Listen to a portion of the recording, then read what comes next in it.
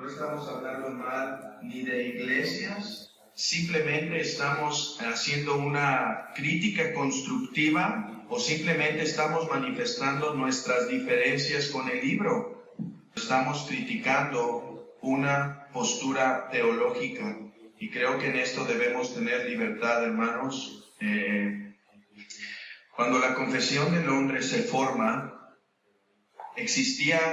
solo existía la Confesión de Westminster, y nuestros hermanos hacen la Confesión de Londres diciendo en primer lugar: hermanos, queremos manifestar la unidad con ustedes, queremos manifestar que compartimos las mismas doctrinas, pero que tenemos nuestras diferencias teológicas.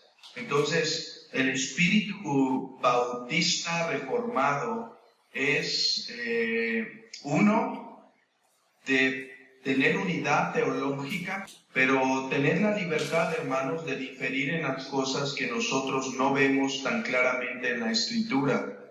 Entonces, eso es importante. Si alguien me quiere interrumpir en la plática, puede hacerlo, no es ni una predicación ni algo semejante. Puede alzar la mano y en cuanto termine la oración o el pensamiento, puedo hacer la pausa. De lo del espíritu, usaste otra palabra, no la entendí yo muy bien. Bueno, que el espíritu quizá del cristianismo es tener unidad. Okay. O creo que dije del espíritu bautista, bueno, de los que creen en el credo bautismo. Ha sido tener unidad en la doctrina, pero diferir en lo que no se está de acuerdo. Al menos eso es lo que aprendemos de la historia del cristianismo. Bueno, otra cosa que tengo que decir es que este libro embona perfectamente en lo que es conocido hoy en día dentro del mundo académico como la teología del Nuevo Pacto. Creo que al hermano Charles no le gusta identificarse con la teología del Nuevo Pacto, sin embargo, creo que el libro entra en esa categoría. Hay diferencias en la teología del Nuevo Pacto, pero creo que es lo más cercano este libro a ese sistema de interpretación. Este sistema de interpretación, hermanos, no tiene más de 50 años que se formuló, sigue en estructura.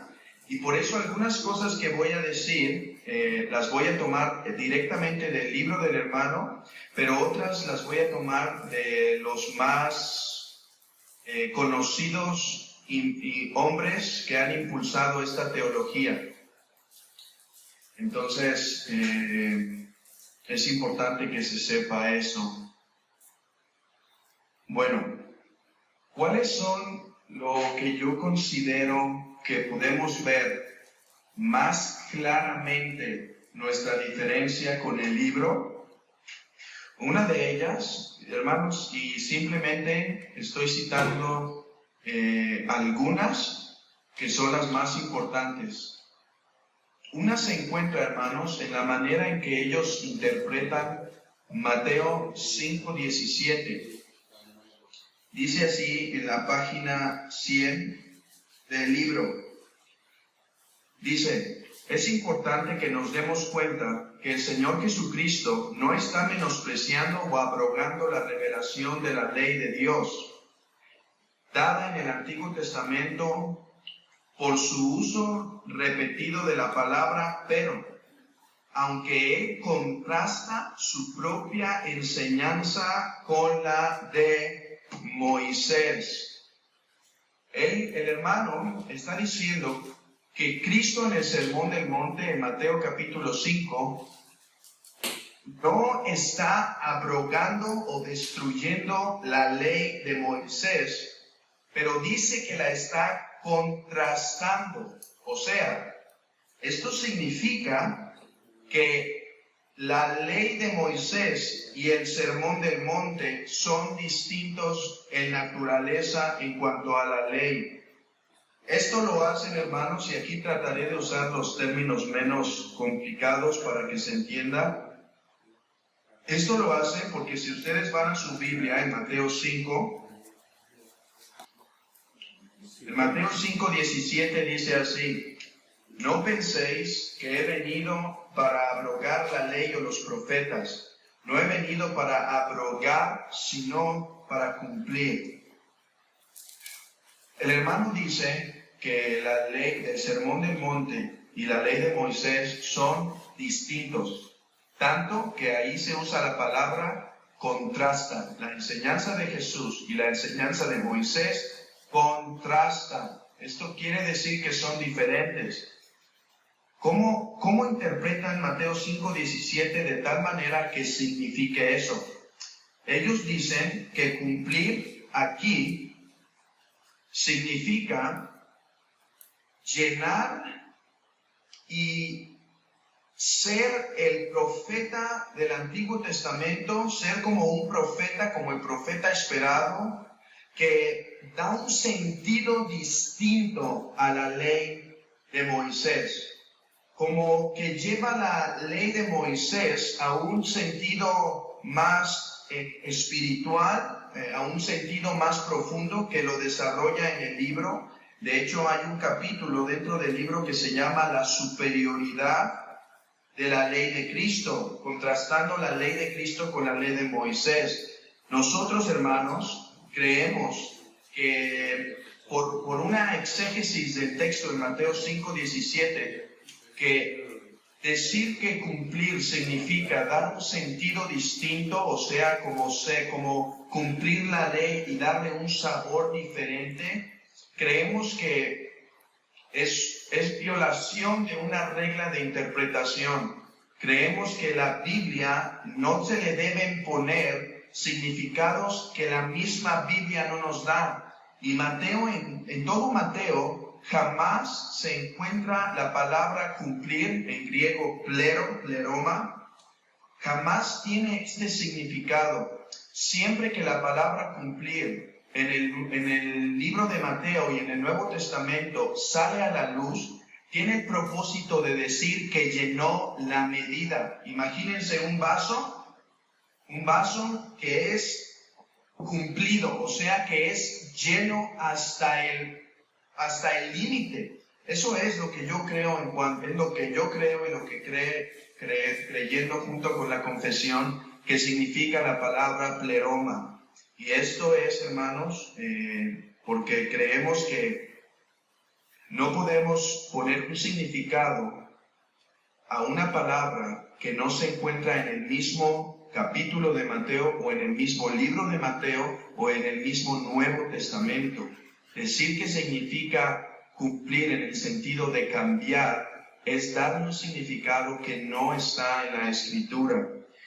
Y la palabra que siempre tenemos en el Nuevo Testamento por cumplir tiene como significado llenar al límite. O sea, que las profecías, en algo que es muy honroso del libro, que algo muy bueno del libro, es que explica mucho a Cristo como el cumplimiento, y en eso estamos plenamente de acuerdo. Cuando se dice en Mateo que para que se cumpliese la Escritura, como está dicho, de Egipto saqué a mi hijo, Cristo está dándole el pleno significado de esas palabras. No está cambiando la profecía, está dando el pleroma, la plenitud, el cumplimiento de ese significado. No está transformándolo, simplemente está cumpliendo la ley y está cumpliendo los profetas. Esto nos debe recordar a cuando el Señor Jesucristo es bautizado y dice: Juan, permite que cumpla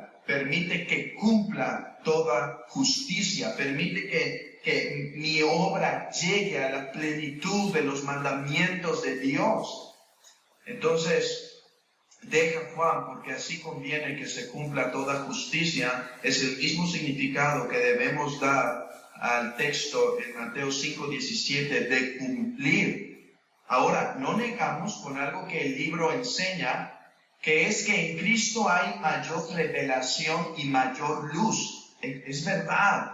Cristo es la palabra de Dios. Cristo es el verbo de Dios, el eterno verbo de Dios, como dice Hebreos. Dios, habiendo hablado muchas veces en otros tiempos a nuestros padres por los profetas, en estos postreros días nos ha hablado por el Hijo. Hermanos, que en el sermón del monte tenemos mayor claridad, no lo niego, pero negamos que el sermón del monte cambie o lleve a un nivel superior los mandamientos de Dios. Y eso no solo lo vemos por las palabras que dice en la página 100, donde dice que se contrasta, pero después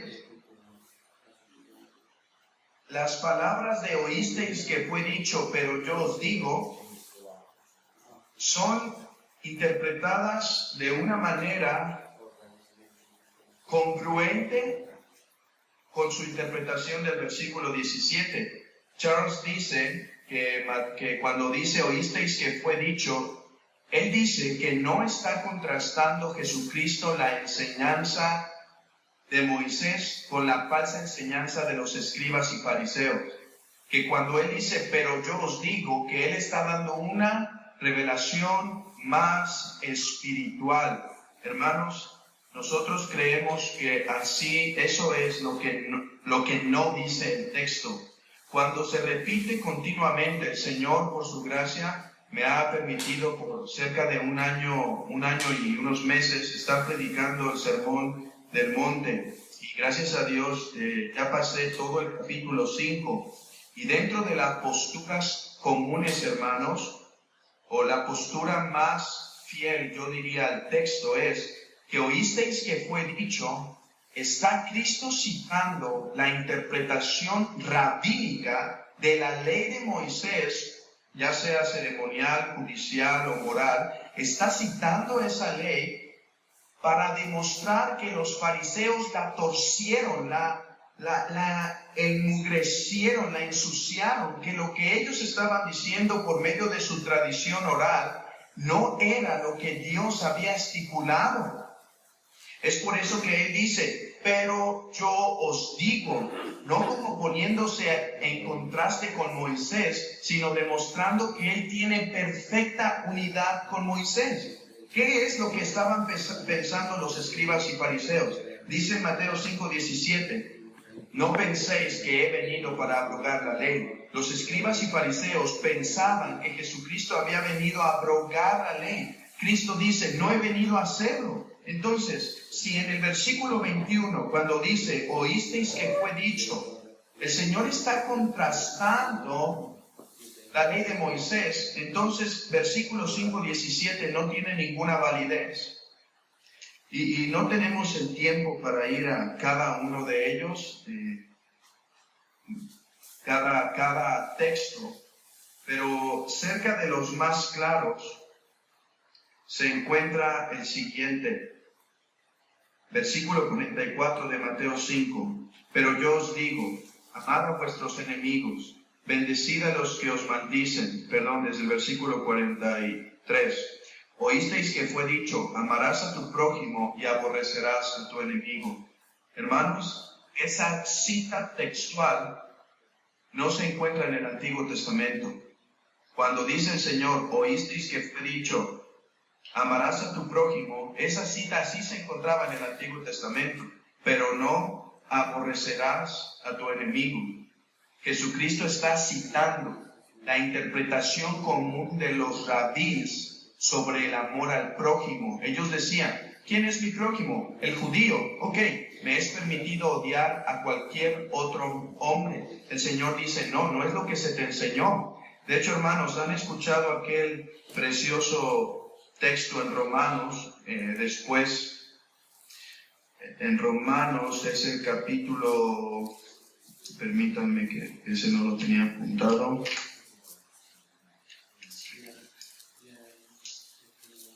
Es en el capítulo, dice, enemigo tú quieres ser, dale de beber, si tú quieres hambre, dale de comer, porque haciendo esto, ascuas de fuego amontonarás en su cabeza. Hermanos, este texto de Romanos es una cita de Proverbios. Y continuamente en Levítico, creo que es Levítico 18, se enseña a los israelitas que deben amar a sus enemigos, que si viene tu buey y el buey de tu enemigo y cae a un pozo, lo saques, que hagas el bien a tu enemigo, hermanos. El hacer bien a nuestros enemigos no es algo del Nuevo Testamento, es algo del Antiguo Testamento. Y pueden corroborar esto a través hay muchas citas que hablan del amor al prójimo. Proverbios tiene de eso, Levítico tiene de eso, Éxodo, cuando los dueños, los amos querían pasarse en su trato con los esclavos, les era prohibido y Dios decía, si tú los lastimas, si tú abusas, yo los escucharé y haré venganza por ellos, porque al oprimido yo vengaré. Hermanos, esta no es una enseñanza del Nuevo Testamento. Entonces, uno de las diferencias textuales de interpretación que tenemos con el libro se encuentra en Mateo 5, en el versículo 17, de cómo se interpreta cumplir, pero también en los versículos de oísteis que fue dicho, porque no creemos como el libro enseña, que Jesucristo se está contrastando con Moisés. Creemos que Jesucristo está diciendo esto.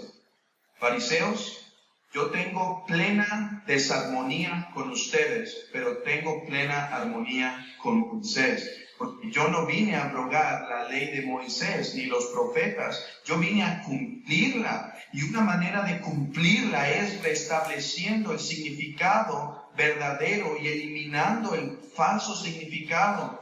Si hay más dudas de esto, sobre estos temas, hay cerca de 8 predicaciones en cristianismo bíblico que enseñan los versículos 17 al versículo 20, donde se trata de exponer lo más exegéticamente, prácticamente, experiencialmente lo que significa esto. Bueno, voy a pasar a otro texto en el cual hay bastante diferencia, y cuando estoy hablando de bastante diferencia, estoy hablando de cristianismo bíblico y al mismo tiempo de la confesión de Londres. La confesión de Londres, la confesión de Westminster, la confesión de Saboya, las 3 formas de unidad, los catecismos menores y mayores de Westminster. O sea, es un gran cúmulo, no es solo una confesión. Bueno, no he preguntado si mi voz se escucha bien, creo que estoy gritando porque siento que estoy predicando. No, sí te escuchamos. ¿La voz? Te escuchamos bien. Qué perfecto. No se escucha muy alto, está bien, hermano. Ah, bueno, pensé que estaba gritando. No, está bien. Ok. La otra diferencia, hermanos, se encuentra en la página 139. Perdón, creo que está incorrecta mi página. Aquí está. Es la página 127 que se llama La esencia de la ley. La esencia de la ley. Miren, aquí tengo una confesión comentada por el hermano Sam Waldron, que ahorita voy a utilizar. Hermanos, en esta párrafo, habiéndolo estudiado, les quiero confesar que a veces me fue un poquito entender los conceptos del hermano, porque a veces parece decir una cosa, pero caminas unas páginas y parece decir algo un poco distinto. Esto se puede deber a 2 cosas. Que quiere enfatizar 2 verdades que a mi vista parece que se están contradiciendo, o que aún el sistema teológico se está formando. Como he dicho, hermanos, este sistema teológico no tiene más que menos de 50 años que se ha empezado a formular, a diferencia de los credos históricos que tienen quizá 400 años formulados, ya muy corrigiendo los errores, corrigiendo las inconsistencias y demás. Esta teología, pues como lo dice su nombre, la teología del nuevo pacto, se está formulando. Entonces es por eso que allá va un poquito de dificultad en ocasiones. Pero, habiendo leído quizá 2 veces este capítulo de la esencia de la ley, yo creo que su tesis es esta. La esencia de la ley es el amor. Lo que Adán tenía guardado en el corazón, en Génesis, era el amor. Lo que se promulga en Éxodo es el amor más desplegado. Lo que se pronuncia en Jeremías 31, que ahorita vamos a ir a ese texto también, es el amor. Y lo que tenemos ahora en la ley de Cristo es el amor. Hermanos, esa es la interpretación que al haber estudiado yo el libro obtengo. Sin embargo, yo no creo que eso es lo que se enseña en Romanos. Si me quieren acompañar a Romanos capítulo 2.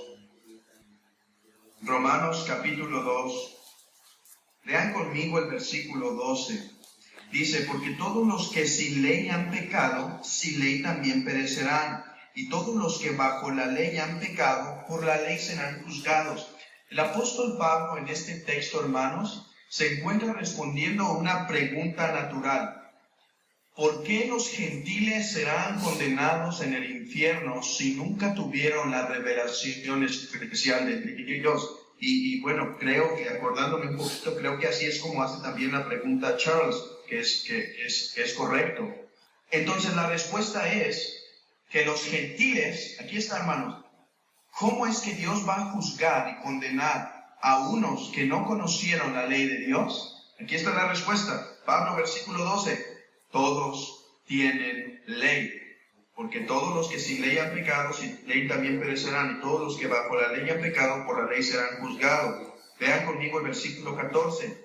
Porque cuando los gentiles que no tienen ley, no tienen la ley física, como los oráculos de Dios que fueron revelados a Israel, no la tienen ahora sí que en tablas de piedra, por decirlo de alguna manera.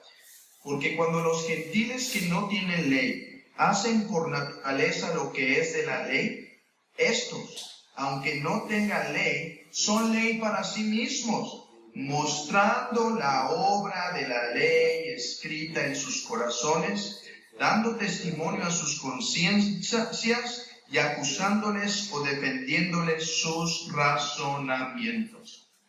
El argumento del apóstol Pablo es, todos tienen una ley. Cuando digo que habrá unos que serán juzgados, aun los que no tuvieron ley, no estoy diciendo, dice el apóstol Pablo, que no tuviesen una revelación de Dios. Dice, tienen una grabada en su corazón, que les acusa, que les habla a su conciencia. Hermanos, ¿cuál es esta ley? Permítanme citar al hermano Sam Wadron. Permítanme leer. Dice, la implicación de esto es obvia.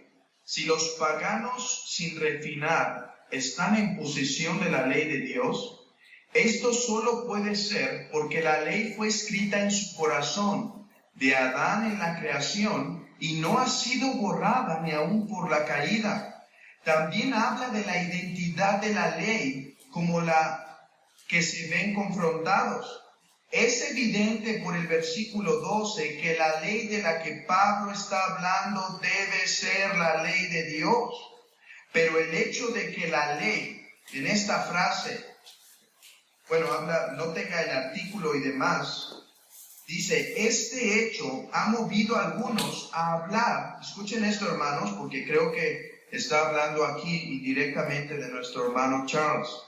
Dice, este hecho ha movido a algunos a hablar como si lo que tiene Pablo en la mente fuera la ley en algún sentido abstracto. Esto evidentemente no es el caso.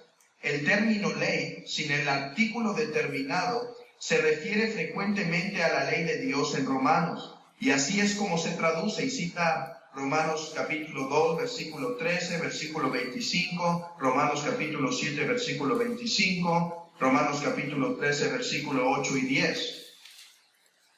Perdón, hermano. Dice, cuando Pablo dice en el versículo 14 que los gentiles tienen ley, no quiere decir que estén sin ley en sentido abstracto. Esas palabras son importantes, hermanos. Algo que yo encontré como un problema con la teología del Nuevo Pacto, ya no directamente con el libro, pero algo que encuentro muy difícil de aceptar en lo que es llamado la teología del Nuevo Pacto, hermanos, es que a la ley se le da un sentido abstracto. O sea, la ley es el amor.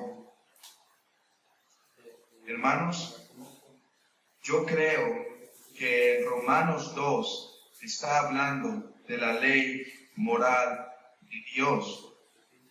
Hermanos, una pregunta, si alguien pudiese contestar. ¿Dónde tenemos la primera revelación de la ley moral de Dios? Oye, hermano, te quería preguntar un poquito antes de esto. ¿En qué página estás de la confesión de Sam Waldron? Me perdí ahí un poquito.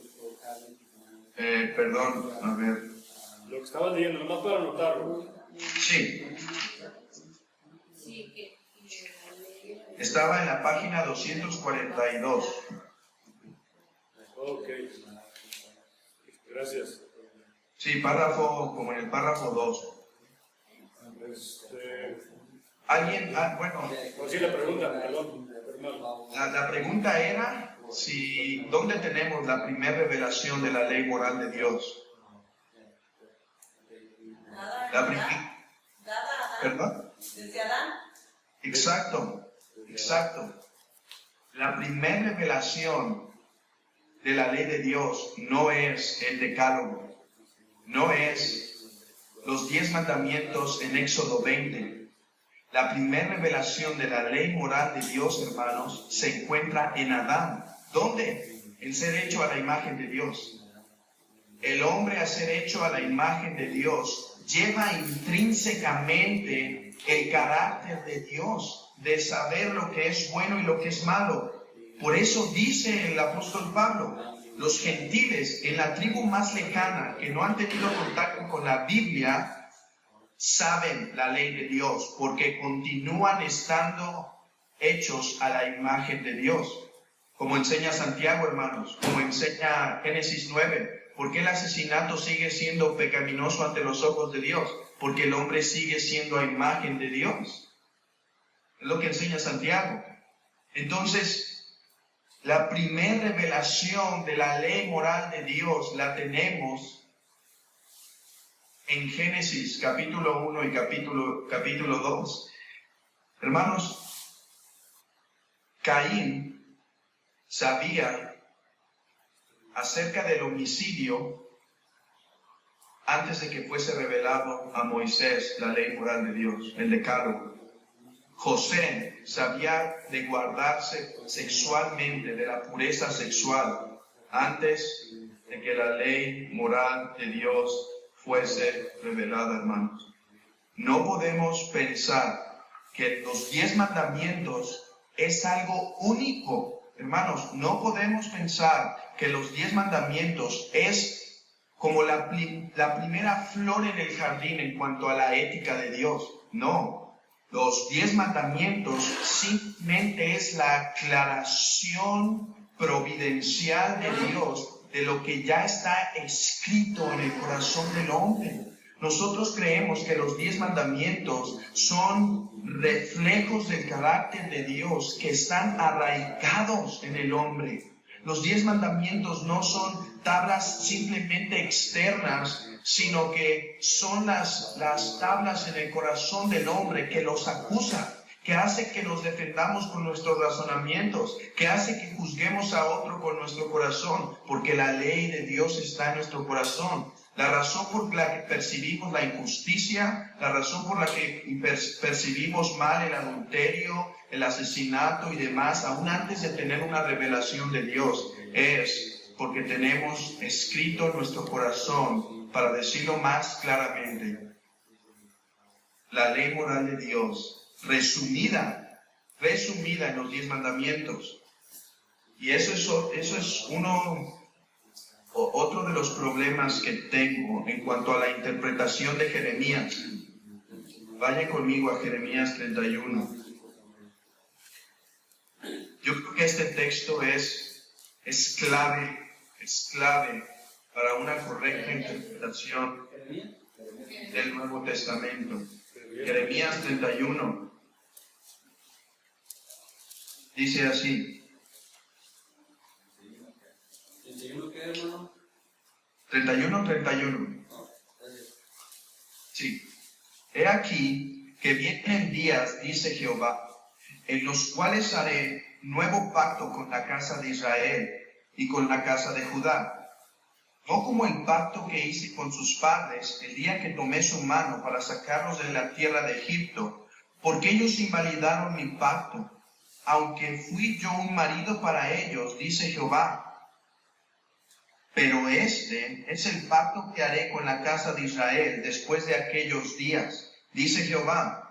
Daré mi ley en su mente y la escribiré en su corazón, y yo estaré a ellos por Dios, y ellos serán por a mí, ellos me serán por pueblo. Hermanos, noten la claridad de Jeremías. Daré mi ley a su mente y escribiré en su corazón, y la escribiré en su corazón. ¿Cuál es la diferencia entre los que tienen la ley, los gentiles que tienen la ley y no son regenerados? Que ellos la tienen, pero son incapaces de cumplirla por su pecaminosidad. No se deleitan en ella, les acusan, les espanta. Pero en Jeremías 31 dice, la escribiré en su mente y en su corazón, para que anden con ella, no solo con esto, sino con el corazón renovado y regenerado que tendrán. Si decimos que aquí ley significa otra ley que no son los 10 mandamientos, hermanos, hacemos una gran falla de interpretación, poniendo significados a palabras que no eran entendidos por los profetas. Pero gracias a Dios tenemos la interpretación para que vean que esto no es de hombres. Acompáñenme a Hebreos 8, donde está la interpretación de este texto. Hebreos capítulo 8. Hermano, perdón, lo que pasa es que estoy tratando de traducirle algunas cosas a Matt. Cuando comentaste que si interpretamos la ley como una ley diferente, estamos haciendo una interpretación equivocada. Me preguntan más si comentaste el por qué. Yo no lo alcancé a escuchar porque estaba hablando al mismo tiempo, pero no sé si lo comentaste. Sí, porque lo único que pudo haber entendido Jeremías en cuanto a la ley es la ley moral de Dios. Es una mala hermenéutica. Esperen un momento, voy a jalar un libro que les puedo recomendar. Este libro es de D.A. Carson, que se llama Falacias Exegéticas. Aquí expresa muchas de las cosas que estoy hablando. Es una falacia exegética decir que en Jeremías 31 quiere decir una ley que no sea los 10 mandamientos, porque la única ley que Jeremías entendía como la ley eran los 10 mandamientos. Entonces, no sé si quedó claro. Sí. Ok. Gracias. Hebreos 8. Vamos al versículo 10 directo para no tardarnos tanto.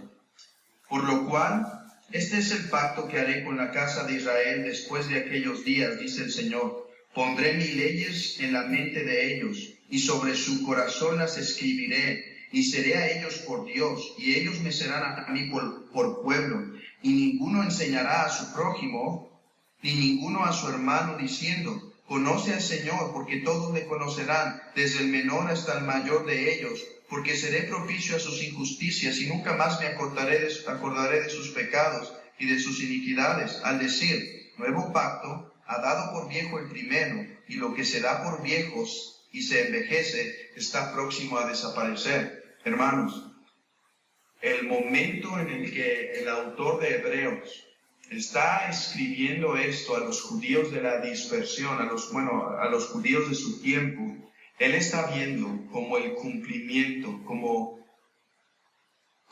a través de nuestro Señor Jesucristo, el que ha venido a dar terminación al antiguo pacto para que empiece el nuevo pacto. Y dice, cuando la ley es escrita en sus mentes y en sus corazones, es evidencia de la realización. Entonces, Jeremías no lo interpretaba mal cuando pensaba en la ley de Dios, como la ley moral de Dios revelada en los 10 mandamientos, porque el mismo autor de Hebreos no lo cambia, lo mantiene de la misma manera para hablar de la realidad del nuevo pacto. ¿Cuál es la realidad del nuevo pacto, hermanos? Y algo que Charles hace muy bien en su libro, que yo lo considero muy, muy bien, es que reconoce la distinción entre nuevo pacto y antiguo pacto. En primer lugar, el antiguo pacto está constituido, los hijos del pacto, de creyentes y no creyentes. El nuevo pacto, la diferencia entre el nuevo pacto y el antiguo pacto, no es que los creyentes de acá no eran regenerados y no andaban en la ley moral de Dios. La diferencia es que en el nuevo pacto todos conocerán al Señor y todos tendrán la ley en la mente y en el corazón. ¿Por qué? Porque ya no hay un pacto con hombres regenerados y hombres no regenerados. Esa es la novedad del nuevo pacto. ¿Cómo sabemos esto, hermanos? Si no creemos, y es algo que Charles sí cree esto. Charles cree, y nosotros también, que los creyentes del antiguo pacto eran regenerados. Si no eran regenerados, todos los del antiguo pacto están en el infierno, porque ninguno podrá ver el reino de Dios si no naciere de nuevo. Entonces, esa es la diferencia, eso es en lo que tenemos armonía, pero nuestra diferencia es pensar. Y aquí es donde concluyo este segundo punto. Nuestra diferencia está en decir que la esencia de la ley es el amor. Creemos, y claramente se enseña en la Biblia, que la ley que está escrita en el corazón de Adán se recapitula o se explica más claramente con los 10 mandamientos. Y es la ley que se le profetiza a Jeremías que estaría en nuestra mente y en nuestros corazones. Y es la ley que en el nuevo pacto nos es revelada y la cual podemos obedecer no para salvación, sino por la gracia de Dios, para obediencia de su voluntad. Paso a otro punto. Sí. Una pregunta. Entonces, el punto está en que Charles dice que la esencia de la ley es el amor, y lo que tú dices es que la esencia de la ley es la ley moral de Dios, que no se puede sustituir ley moral por amor. Exacto. Y, para ser claro, los 10 mandamientos. Sí. Sí. Bueno, otro problema, hermanos, que no solo está en el libro del hermano Charles, pero también en un libro que se llama La Teología del Nuevo Pacto, su exposición y demás, que tiene mucha armonía con Charles. Vayan conmigo a Colosenses. Colosenses al capítulo 2. Este es el punto 3. Sí, el texto que creo que no se ha interpretado diligentemente para hacer toda una hermenéutica o un sistema de interpretación. Sí, este es el punto 3. Dice así en el capítulo 2, versículo 16. Por tanto, nadie os juzgue en comida o en bebida, o en cuanto a días de fiesta, luna nueva o día de reposo, todo lo cual es sombra de lo que ha de venir, pero el cuerpo es de Cristo. Hermanos, creo que este texto podría ser el más dificultoso para nuestra postura, para la postura de la confesión. Este creo que puede ser el más difícil. ¿Por qué? Por una leída superficial del texto. ¿Cuál es la regla por excelencia de interpretación? Interpretar la escritura con la misma escritura, ¿cierto? Hay tres palabras aquí que nos interesan. Versículo 16. Nadie os juzgue en comida o en bebida o en días de fiesta. Comida, bebida, días de fiesta. La Septuaginta, que es la versión griega del Antiguo Testamento, dentro de todo el Antiguo Testamento, hermanos, el cual dominaba el apóstol Pablo, hay 6 ocasiones donde comida, bebida y días de fiesta se referencian. Hay solo 6 ocasiones. Me faltó una de apuntar, pero aquí está en Segunda de Crónicas, capítulo 2, versículo 4. Segunda de Crónicas, capítulo 31, versículo 3. Nehemías 10, 33. Oseas 2, 11. Y Ezequiel 45, 17. En estos me faltó uno, no lo alcancé a apuntar. Pero solo estos 6 textos en todo el Antiguo Testamento, estas mismas palabras son repetidas: comida, bebida, días de fiesta. La manera en la que Charles interpreta esto y la teología del Nuevo Pacto es diciendo que por lo tanto el cuarto mandamiento quedó totalmente abrogado. De hecho está en la página 267, donde trata este asunto el hermano Charles, cuando habla acerca de si debemos guardar, no me acuerdo exactamente del título, pero si debemos guardar el día del Señor. Aquí cita ese texto en las referencias cruzadas y lo interpreta como si el texto estuviese diciendo que el día del Señor, o sea que el cuarto mandamiento quedó totalmente abrogado. El problema es que cuando interpretamos la Escritura con la propia Escritura, notamos que en estas 6 ocasiones, hermanos, siempre,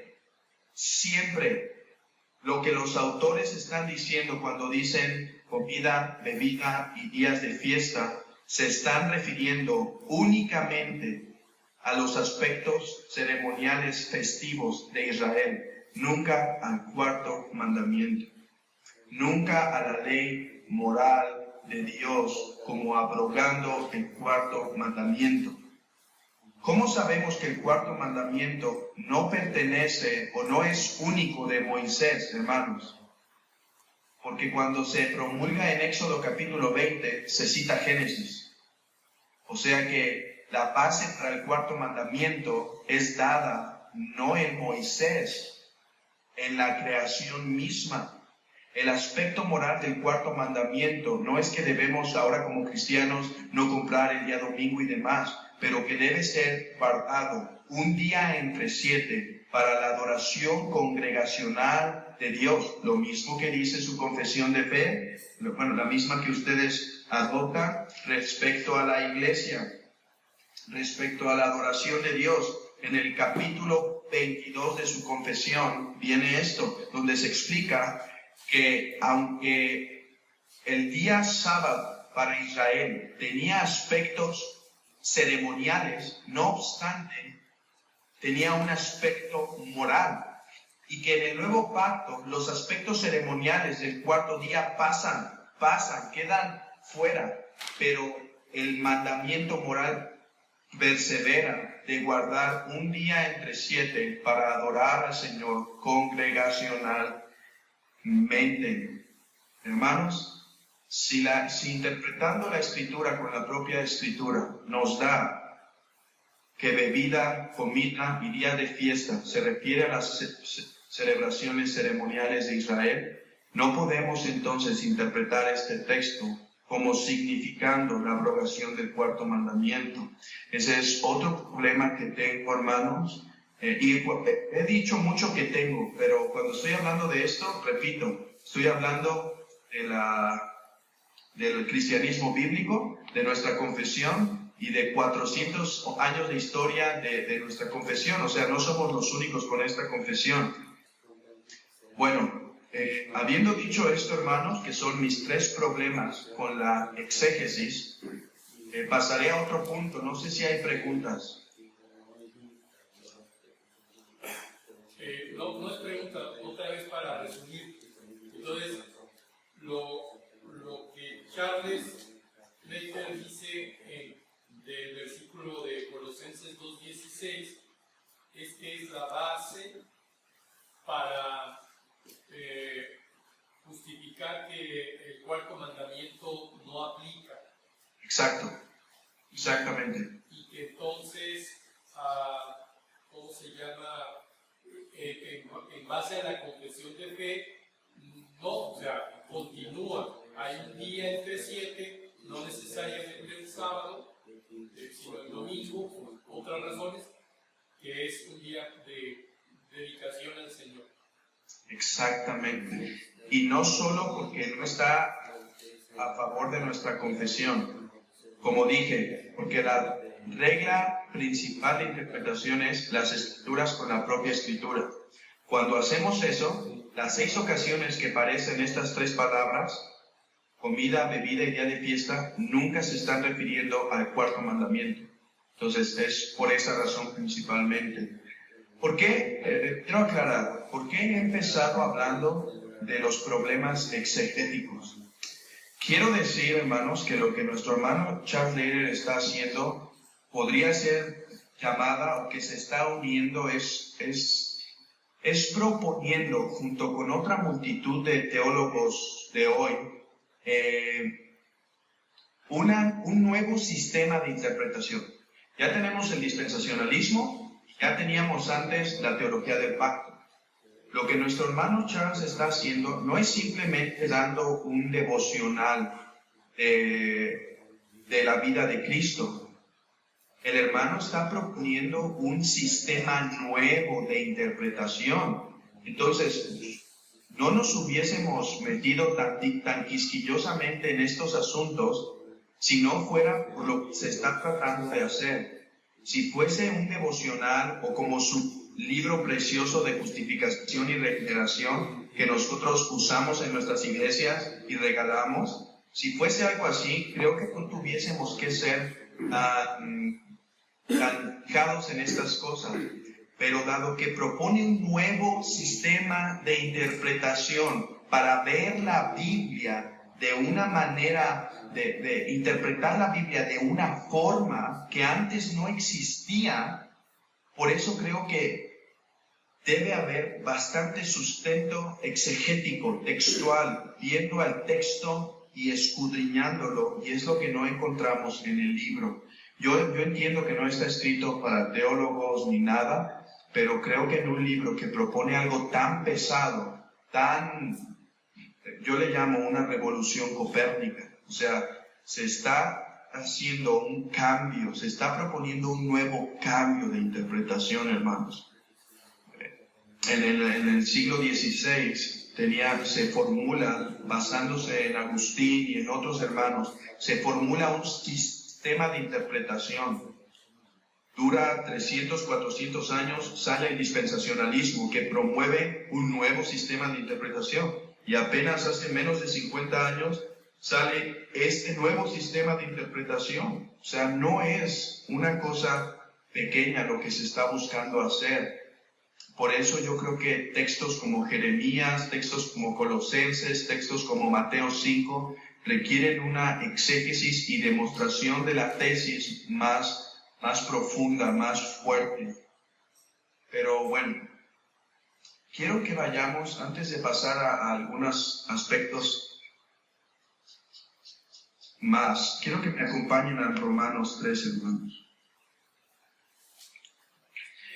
El hermano Charles... ¿Esto sería el cuarto punto? Sí, o un breve paréntesis. Okay. Sí, pero sí puede ser el cuarto punto. ¿Por qué?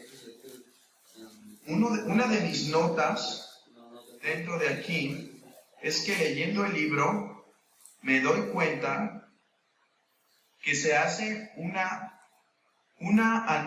antítesis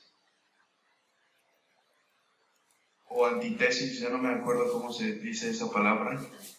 Antítesis está bien. Yo creo. Antítesis entre la ley y el amor. Como si la ley del Nuevo Testamento es el amor en contraposición a la ley del Antiguo Testamento, que era la ley, perdón. Miren conmigo Romanos 3, hermanos, y quiero que vean la claridad de este texto. Cuando yo leí, porque Charles cita varias veces este capítulo 13, muchas veces, no digo que lo haga a propósito, pero muchas veces no se termina el texto, y quiero que lo lean conmigo todo.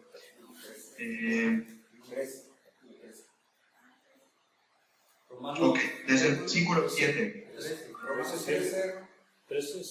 Romanos 13, 7. Dice así: pagad a todo lo que debéis, al que tributo, tributo, al que impuesto, impuesto, al que respeto, respeto, al que honra, honra. No debáis a nadie nada, sino el amaros unos a otros, porque el que ama al prójimo ha cumplido la ley. Y hasta ahí parece que es cierto, que la ley del Nuevo Testamento es el amor. Ok, sigamos. Porque no adulterarás, no matarás, no hurtarás, no dirás falso testimonio, no codiciarás, y cualquier otro mandamiento en esta sentencia se resume: amarás a tu prójimo como a ti mismo. Se acercan unos hombres al Señor Jesucristo, se les pregunta: ¿cuál es el primer mandamiento? Hermanos, Él contesta, en esa conversación se contesta que el primer mandamiento es amar a Dios con todo tu corazón, con toda tu mente, con toda tu alma y con todas tus fuerzas. Y el segundo es semejante: amarás a tu prójimo como a ti mismo. Dice: bien has dicho. Se evalúa el dicho a la base del Antiguo Testamento, y lo que resulta es que el amor al prójimo y el amor a Dios es la suma de los 10 mandamientos. Hermanos, el amor a Dios y el amor al prójimo no es algo del Nuevo Testamento, es algo del Antiguo Testamento. Pablo, cuando está desarrollando su teología, no está poniéndose en contra de los judíos. Él está diciendo: nosotros somos los verdaderos judíos. Esta es nuestra herencia. Hermanos, yo no encuentro ninguna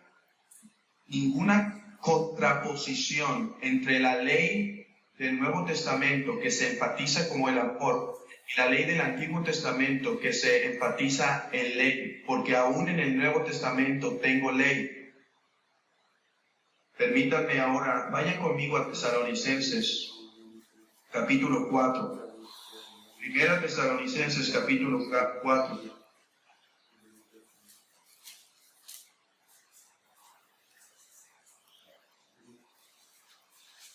Versículo 3, Primera Tesalonicenses 4, 3. Pues la voluntad de Dios es vuestra santificación. Hermanos, noten que Pablo no deja el amor abstracto como principio de santidad. Dice: que os apartéis de fornicación, citando el Antiguo Testamento. ¿Quién de ustedes educa o educó a sus hijos con vara? ¿Quién tuvo el privilegio? ¿Algunos de los que están allí? Ah, muy bien. A lo mejor mal, pero sí lo hicimos.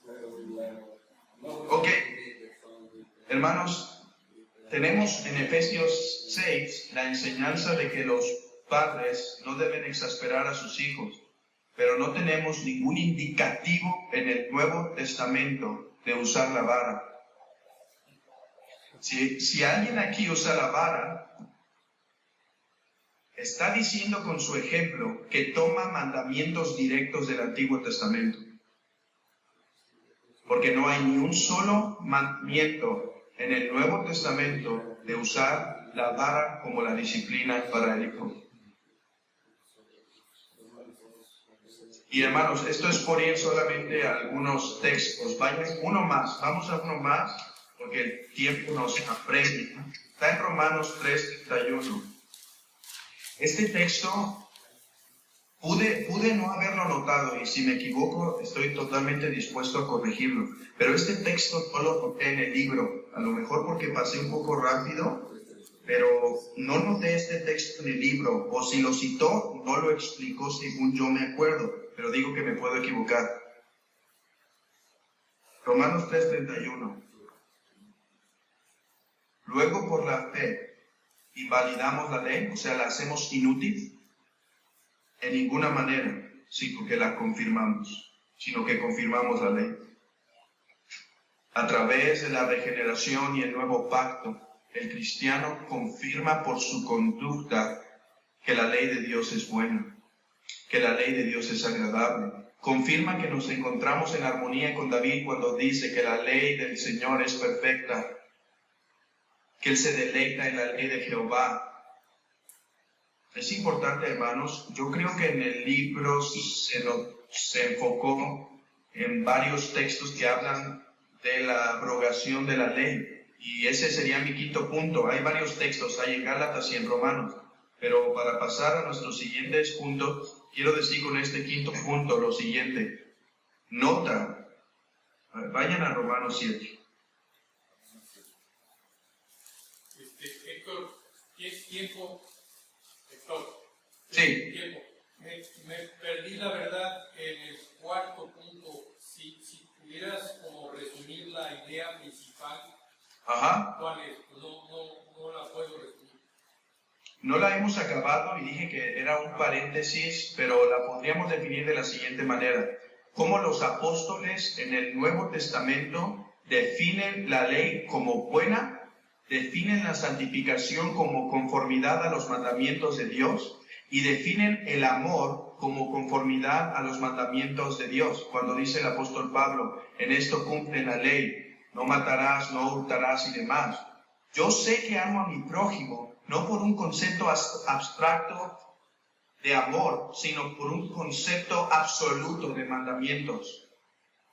Yo defino así el amor. Si el amor no se adapta a la ley moral de Dios, no es el amor bíblico, por más que se diga que se ha amado. Y al final vamos a entrar en ese síndrome que yo le llamo el síndrome de Robin Hood, pero no quiero adelantarme. ¿Y Charles qué propone? Bueno, él dice que el amor, como si fuese antitético de la ley. En algunos párrafos, no apunté las páginas totales aquí, porque el tiempo me apremiaba para poderlos ver,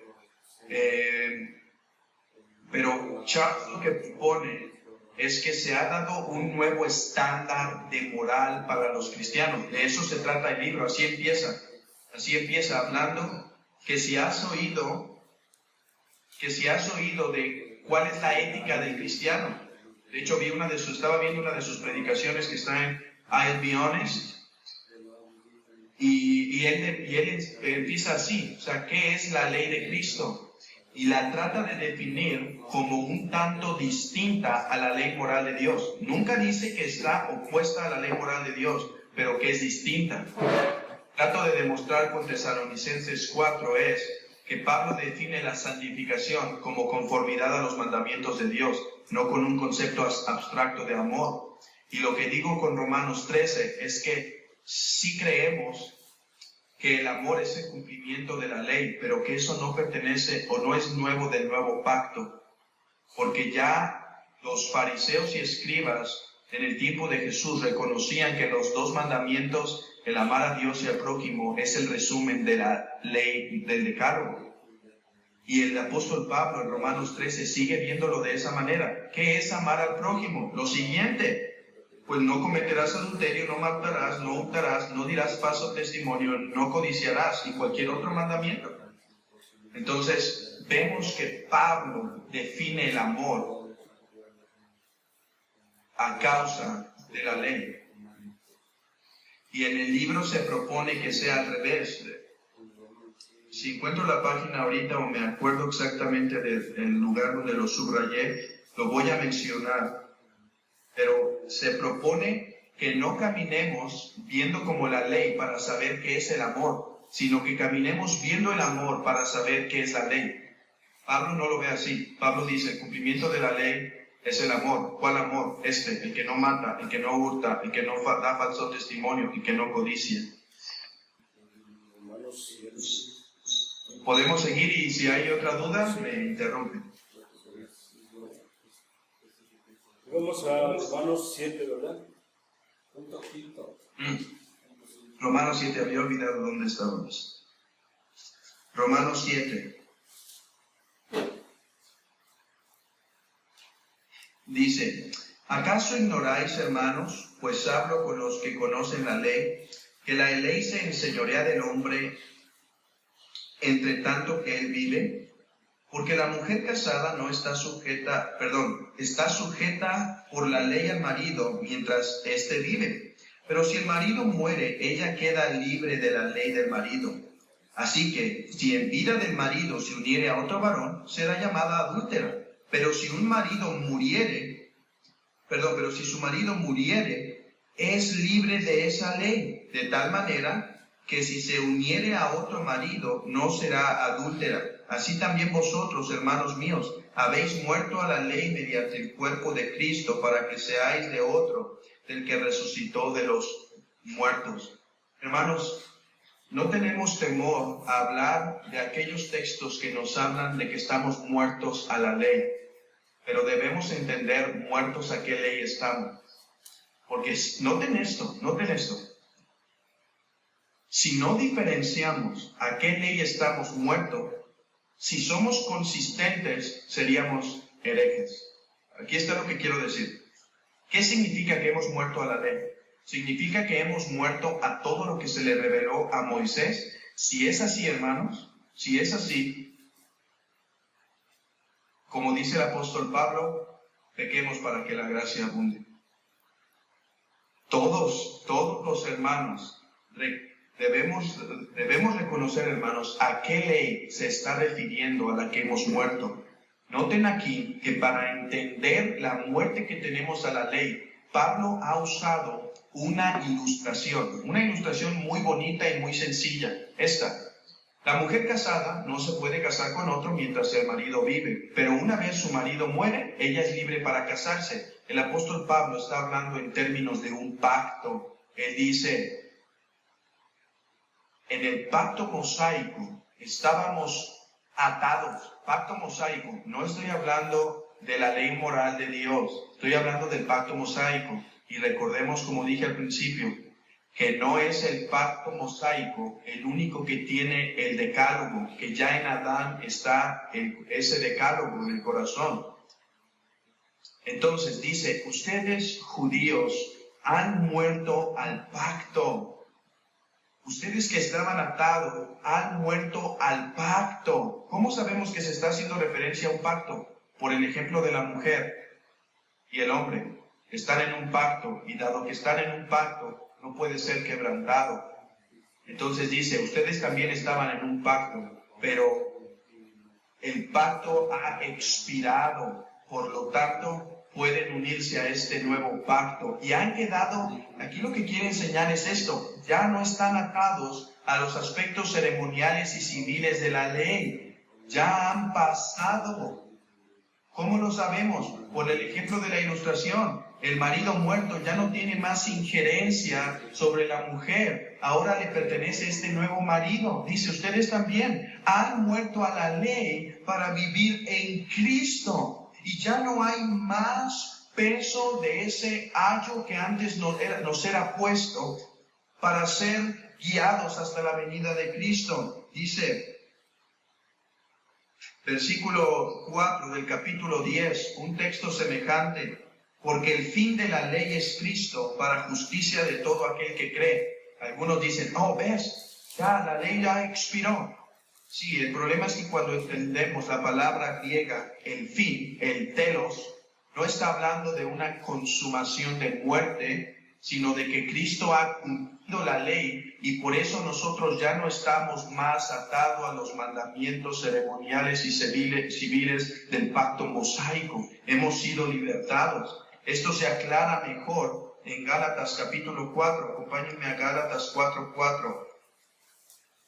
Pero cuando vino el cumplimiento del tiempo, Dios envió a su Hijo, nacido de mujer y nacido bajo la ley, para que redimiese a los que estaban bajo la ley, a fin de que recibiésemos la adopción de hijos. Hermanos, Cristo nace bajo la ley del pacto mosaico para redimir a todos sus elegidos de ese pacto.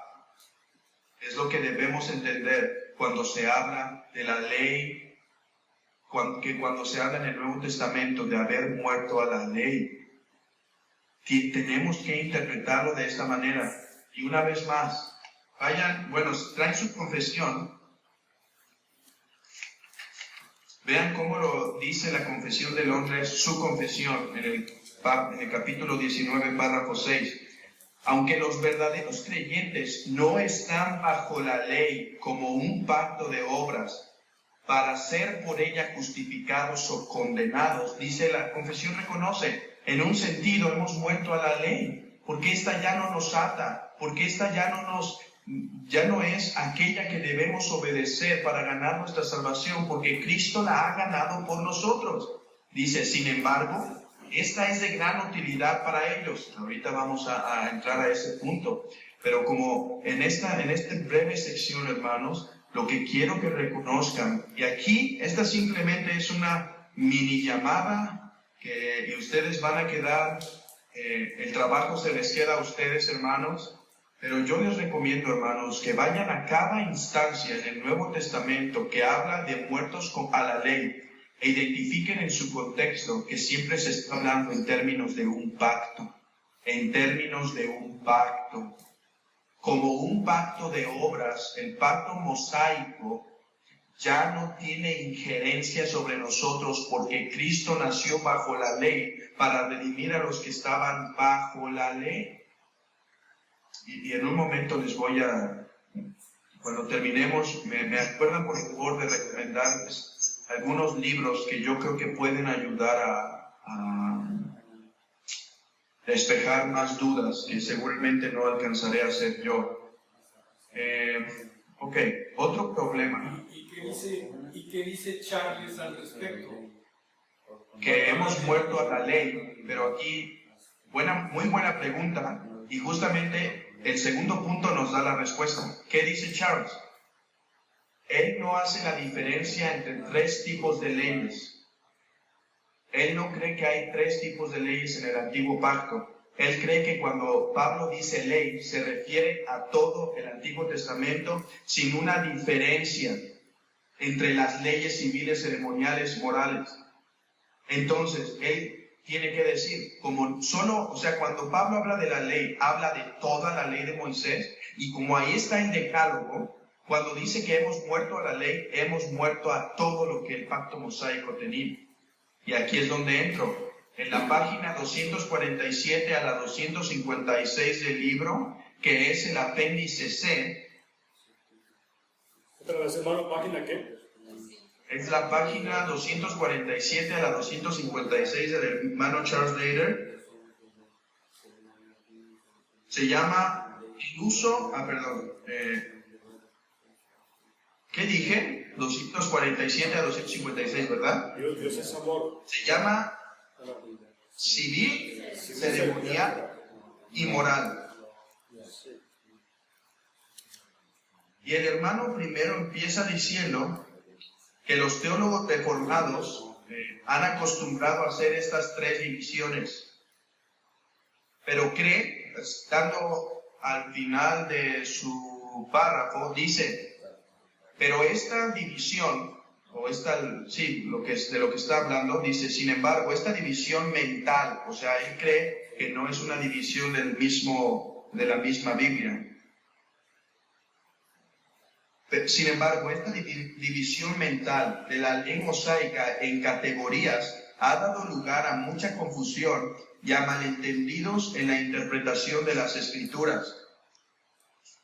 De hecho, este fue uno de los párrafos que yo creo que necesitan ser un poquito aclarados, porque empieza diciendo que a veces es útil. De hecho, hay unas páginas dentro del libro que habla de estas tres categorías, como usándolas para argumentar él. Pero después aquí dice, y los teólogos reformados la han usado y a veces es útil, pero causa confusión. Y después empieza a hablar de una manera que si uno de la teología del pacto lo lee, parece un poco ofensivo. Y aquí es donde se responde, bueno, no quise decir un poco ofensivo, no ofende, sino un poco rudo en su manera de expresar que estas tres divisiones son falsas o son erradas o son ilusiones. Pero hermanos, no podemos ir a todos los textos, pero en 1 Samuel 15, no vayan ahí, se le dice a Samuel a Saúl que mejor es la obediencia a Dios que los sacrificios. ¿Eran los sacrificios parte de la ley mosaica del Antiguo Testamento? Sí. ¿Se debían obedecer? Sí. Pero dice, mejor es la obediencia fiel a Dios que el hacer estas leyes. Para Samuel hay una distinción entre leyes. Hay una categorización. Y hermanos, el decálogo tiene un lugar preeminente. El decálogo es el único que es escrito. Es el único que es escrito el decálogo por el dedo de Dios, puesto en el arca del pacto. Tiene cualidades específicas el decálogo. Hay una distinción. Acompáñenme a 1 Corintios 7:19. 1 Corintios 7:19. Creo que es uno de los textos más claros donde vemos que el apóstol Pablo tiene en su mente distinciones entre la ley de Moisés, entre la ley ceremonial y entre la ley moral. 1 Corintios 9, versículo 19. Perdón, 1 Corintios 7, versículo 19. No lo lean, lo leen después de que yo se los lea a ustedes. Quiero que hagamos un ejercicio. Mírenme por favor, hermanos, para hacer este ejercicio. La circuncisión, nada es. Y la incircuncisión, nada es. Sino el guardar los mandamientos de Dios. En griego dice algo así. La circuncisión no es nada. Y la incircuncisión no es nada. Pero la obediencia. ¿Cuál es el juego de palabras del apóstol Pablo? Pero la obediencia lo es todo. La obediencia lo es todo. Hermanos, dice, ahora pongan sus ojos en la Biblia y dice, la circuncisión nada es. Los aspectos ceremoniales de la ley ya no son nada, ya han pasado. Pero sino el guardar los mandamientos de Dios. Hermanos, podemos ver que el apóstol Pablo habla en términos de mandamientos, no habla en términos de conceptos de un amor abstracto. Entonces, esto es importante, hermanos, reconocer que históricamente se ha hecho esta división tripartita de la ley de Moisés, que aunque no se menciona en un texto explícitamente las tres partes de la ley de Moisés, Creo que por buena y necesaria consecuencia los teólogos reformados han hecho esta división. Miren cómo dice otra vez la Confesión de Londres de 1689, párrafo 19, capítulo 19, párrafo 3, dice: además de esta ley, comúnmente llamada la ley moral, agradó a Dios dar al pueblo de Israel leyes ceremoniales. Dice en el párrafo 4, Dios también les dio a los israelitas leyes civiles. Y creemos que el apóstol Pablo las nota, hermanos, cuando menciona que la circuncisión nada es ni la incircuncisión. El apóstol no dice, a diferencia cuando está hablando de la libertad cristiana en Romanos, él no dice que nadie te juzgue en bebida, comida, día de fiesta, o también dice que el comer a los sacrificados, a los ídolos, corintios y demás, pero jamás dice que nadie te juzgue en fornicación, en robo, en adulterio y demás. Porque es cierto, hermanos, estamos de acuerdo con este aspecto, que hay aspectos del antiguo pacto que han pasado y que ya no son permanentes, porque eran sombra de Cristo. La ley civil eran sombras de Cristo, la ley judicial eran sombras de Cristo. Y aunque creemos en estas tres divisiones de la ley, reconocemos que la ley civil está basada en los 10 mandamientos y demás. Quiero pasar algo que yo creo que es de lo más, para mí, más importante. Y si quedan dudas o algún día quieren volverse, que nos conectemos, con muchísimo gusto lo podemos hacer. Pero quiero que vayamos a considerar la definición del pecado que se propone aquí. En la página 291, bajo la pregunta número 10, dice así: si el antiguo pacto ha sido abolido y los 10 mandamientos no son la norma de vida para los cristianos, ¿cuál es la definición de pecado? Hermanos,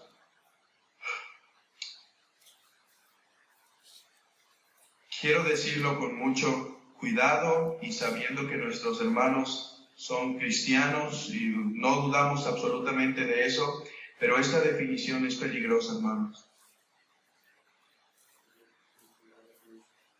¿Cómo defines el pecado?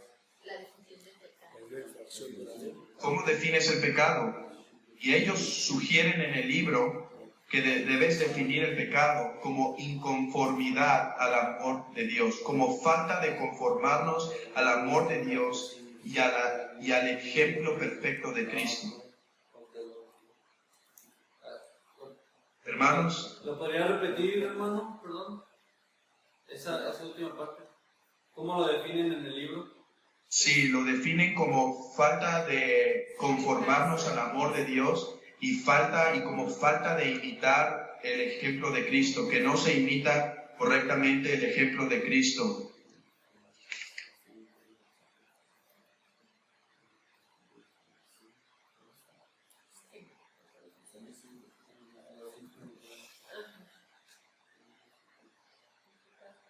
Dice, lo leo directo de Charles Leader: el pecado es cualquier falta de semejanza a Cristo o no llegar a amar como Cristo amaría. Esa es la definición del pecado.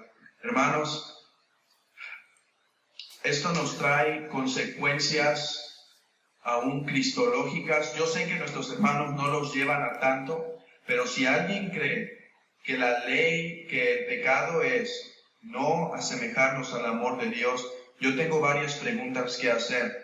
¿Qué es entonces practicar el pecado? Porque el que practica el pecado en la iglesia debe ser expulsado y excomulgado. ¿Qué es practicar el pecado? Si es falta de conformidad al amor de Dios, todos deben ser expulsados de la iglesia. No hay un estándar absoluto para saber si alguien practica pecado. Porque ¿quién puede levantarse de los que estamos sentados y decir que ama como Cristo ama y se conforma a los mandamientos, y se conforma al carácter de Dios como Él es?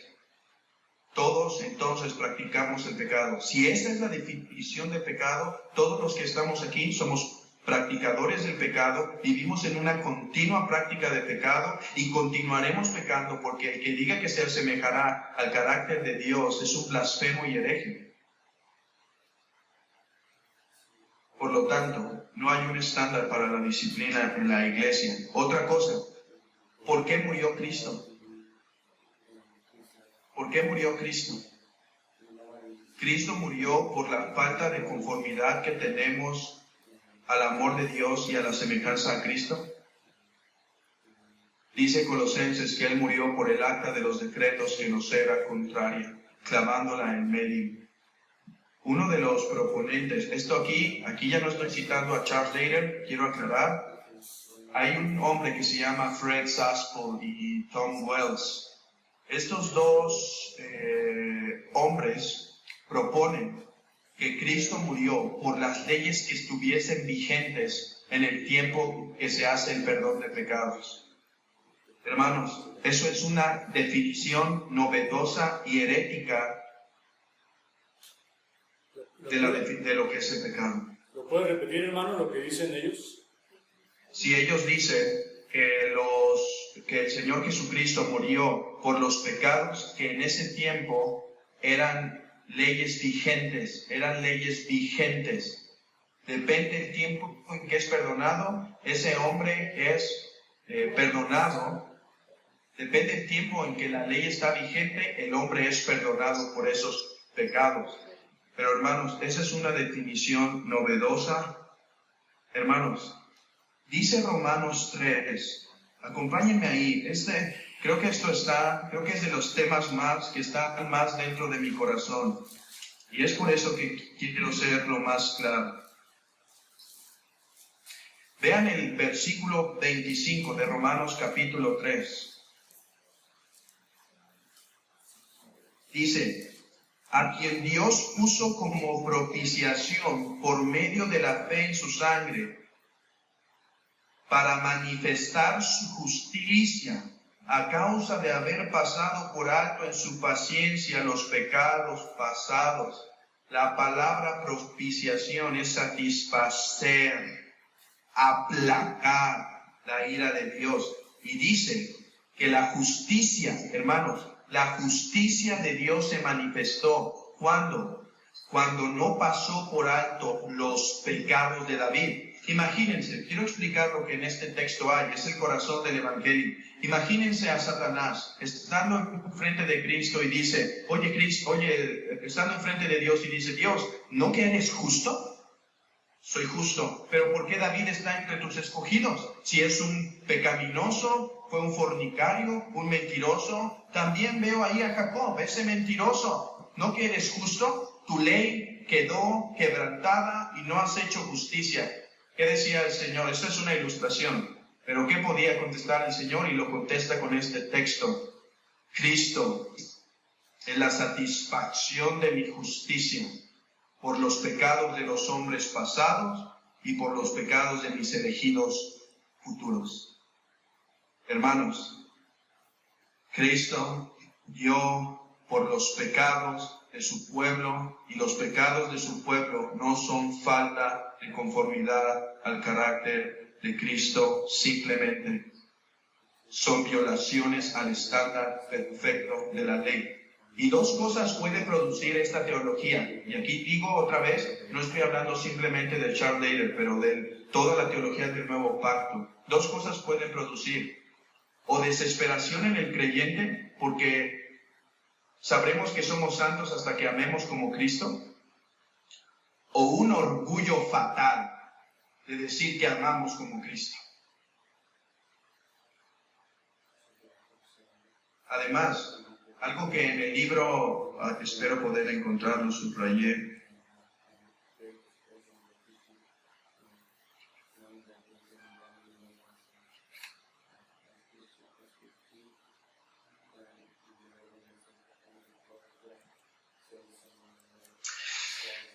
Está hablando de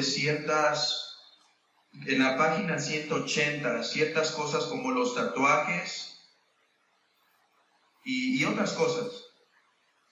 Dice, las maneras en las que tales cosas pueden o no concernirnos a nosotros como cristianos no pueden descubrirse directamente leyendo la Biblia. Por lo tanto, deben ser consideradas en oración con la ayuda del Espíritu Santo a la luz de los amplios principios generales del amor establecido en el Nuevo Testamento. Está claro entonces que no podemos mirar a la ley de Moisés para contemplar nuestra, y en una manera un poco extraña pone ley de Moisés, lista de reglas. Dice que no podemos mirar a ella, hermanos, para concluir ciertos principios en nuestra vida. Y eso es un poco preocupante. Y aquí ya no estoy hablando de Charles, sino de la teología del Nuevo Pacto en general, que también se presenta aquí. Pero quiero hablar de los extremos a donde ya se ha caído, hermano. Algunos han caído en extremos tales como decir que si el gobierno te prohíbe casarte con tu hermana o con tu hermano, no lo debes hacer, porque Pablo nos manda sujetarnos a nuestras autoridades. Pero que si el gobierno te lo permite, te puedes casar con tu hermana o con tu hermano. Porque la ley de Moisés ya no tiene nada que decirnos en estos aspectos. Estos son, ya no estoy diciendo que esto cree Charles, yo creo que él lo negaría totalmente. Pero los que han creído esto, los que son consistentes con esta doctrina, consistentes, han llegado a deducir cosas semejantes. Y, hermanos, otra cosa, otro punto, ya no sé en cuál punto vamos, pero con esto, este punto y uno más, terminaremos. 2 puntos más. Se hace una gran distinción en el libro y en esta teología del Nuevo Pacto entre la ley del Antiguo Testamento y la ley del Nuevo Testamento. Como si la manera en la que Cristo predica los mandamientos en el Sermón del Monte nunca hubiese podido ser inferida del Antiguo Testamento. Y en eso estoy en contra de eso, hermanos.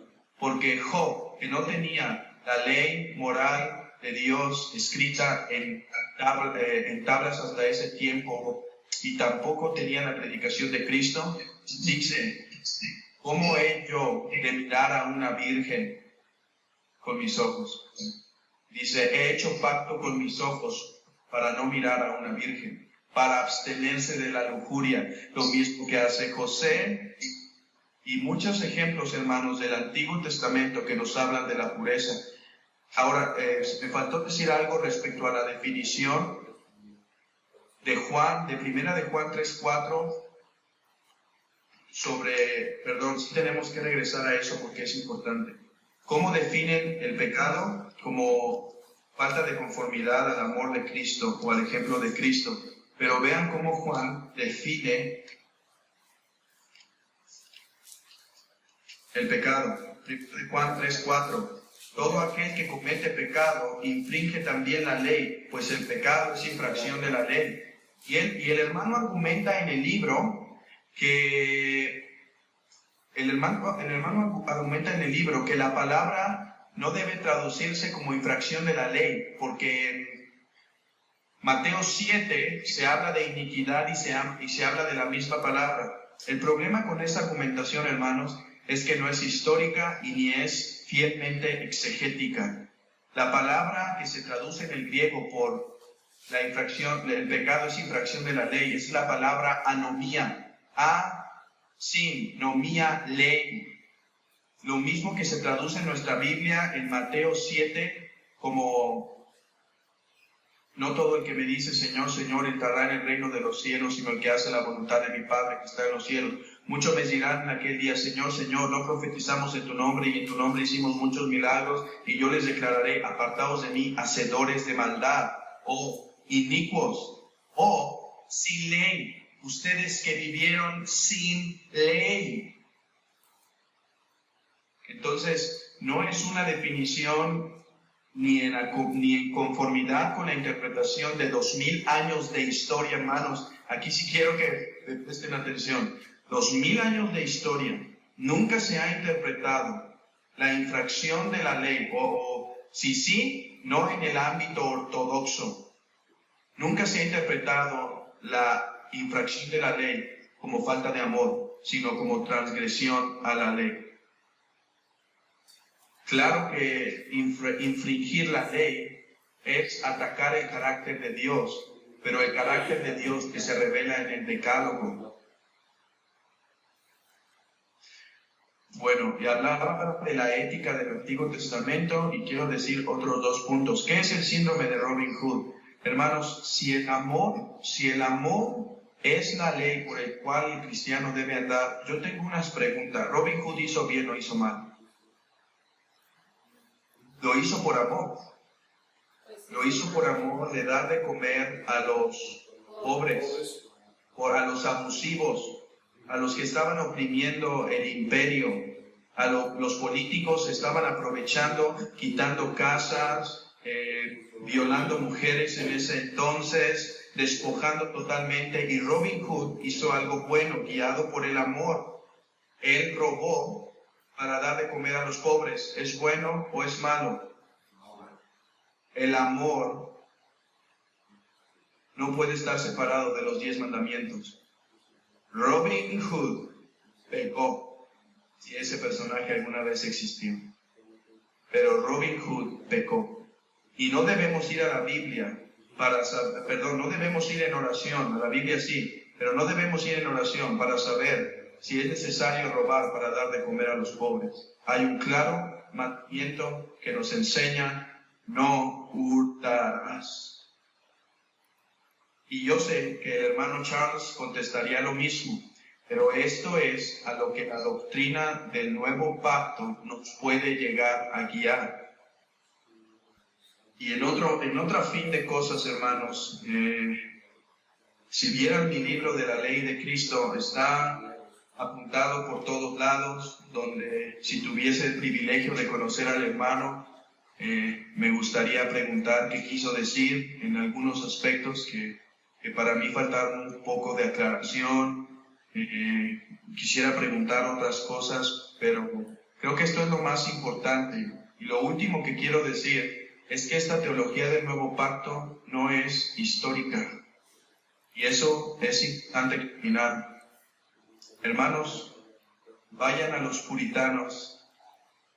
Este librito que se llama Los verdaderos límites de la libertad cristiana.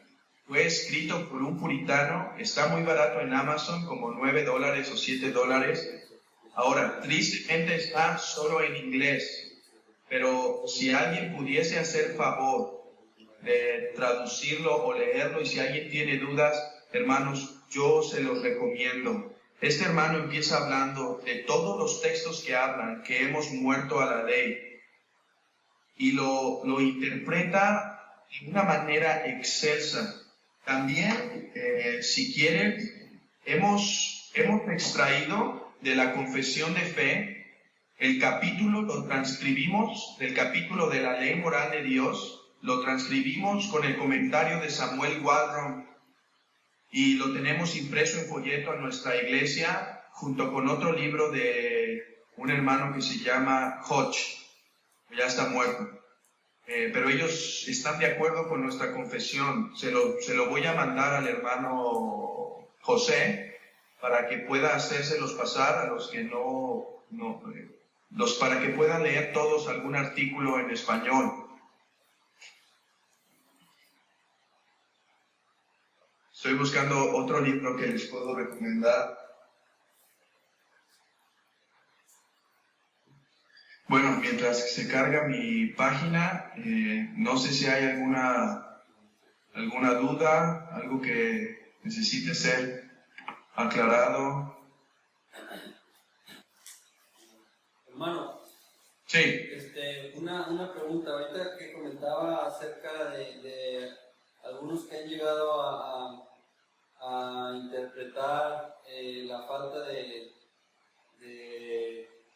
el pecado como falta de amor y de que hay cosas que ya no se dicen o que se pueden interpretar como que se pueden hacer porque ya no estamos bajo la ley. lo que decía, daba un ejemplo de que alguien podría decir que se podría casar con su hermana.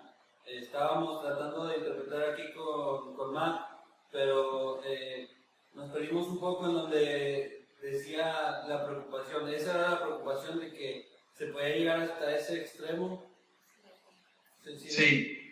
Sí, no, aclaré que no, que yo creo que obviamente Charles absolutamente no creen en esto, no, para nada, pero digo que algunos que tienen la postura del nuevo pacto, que también se tiene en la ley de Cristo, en el libro de la ley de Cristo,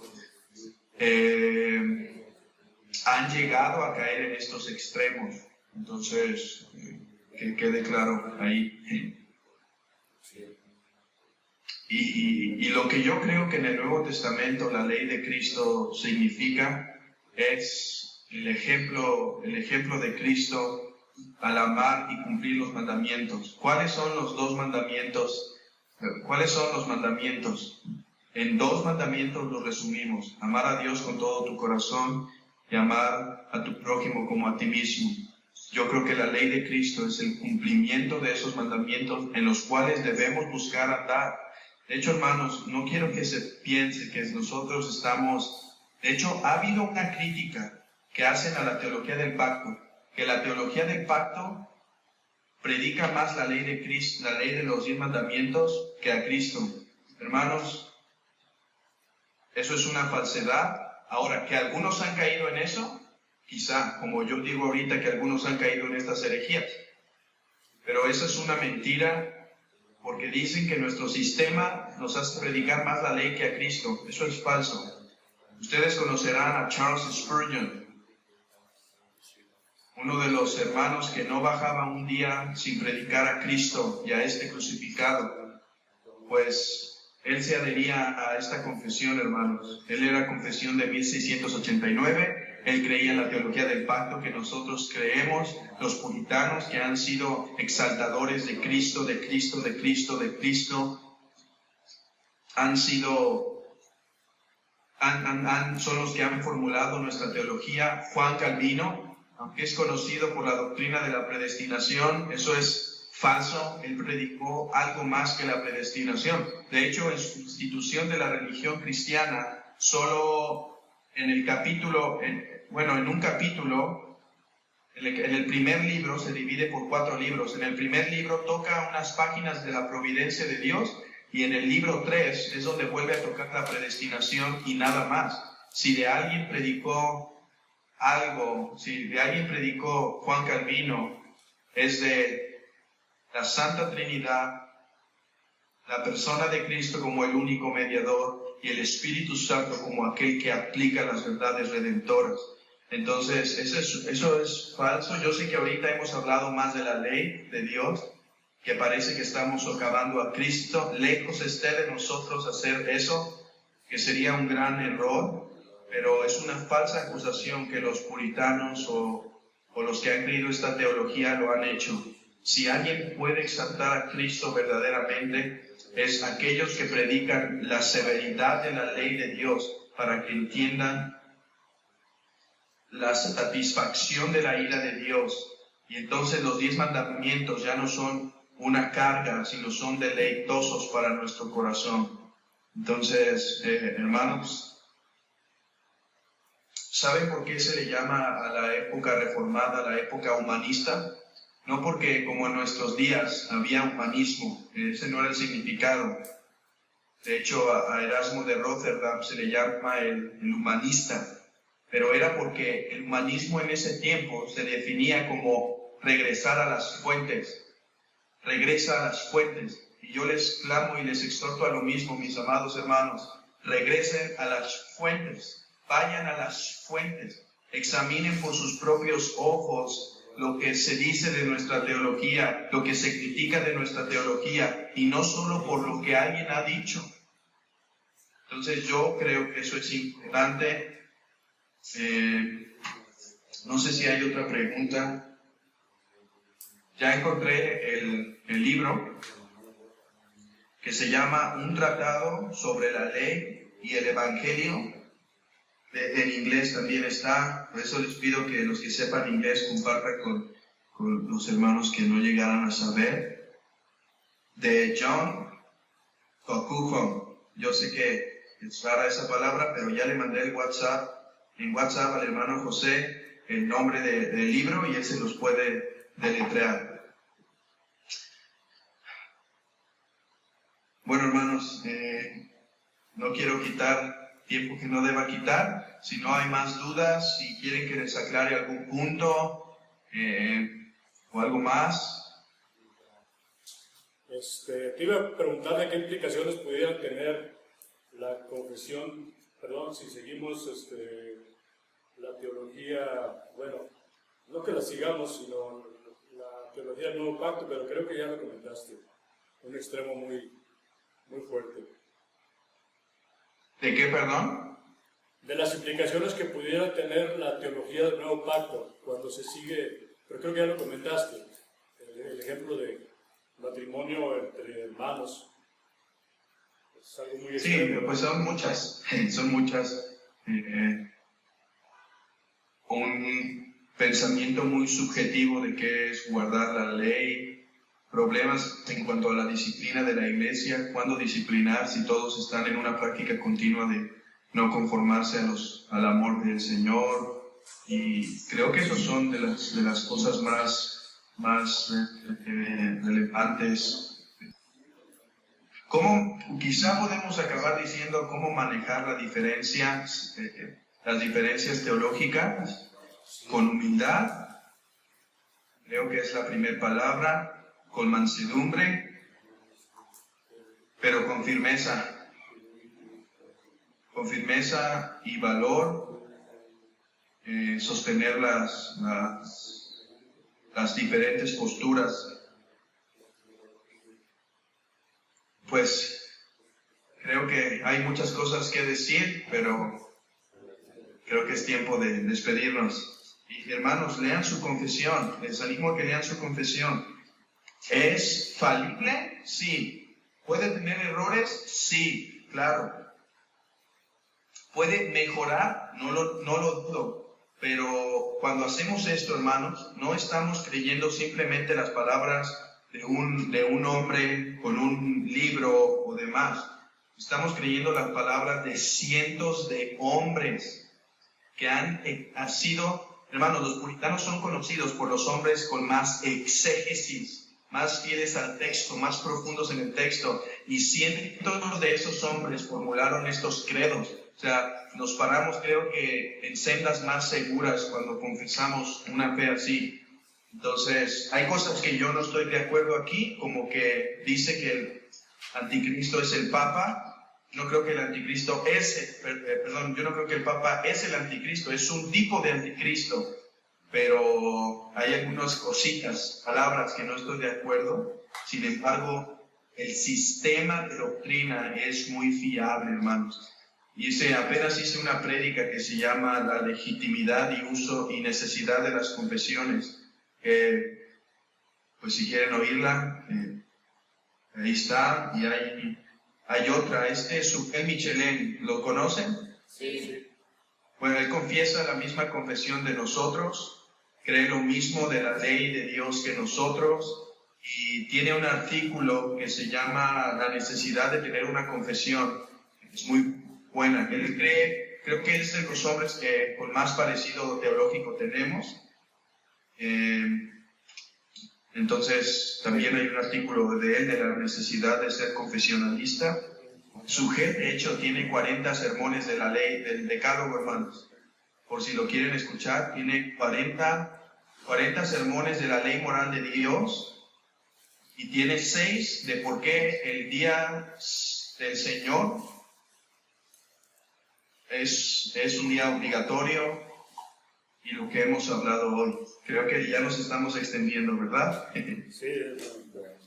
Bueno, les mando muchos saludos y muchas gracias por el tiempo. Dios les dirija en sus decisiones, hacer todo con paz y orden dentro de la iglesia, siguiendo los principios bíblicos y estando agradecidos en el corazón con los hermanos que están apoyando, muy agradecidos en los corazones, pero sin temor a diferir en lo que no estamos de acuerdo, sin dejar de estar con mucho amor hacia nuestros hermanos.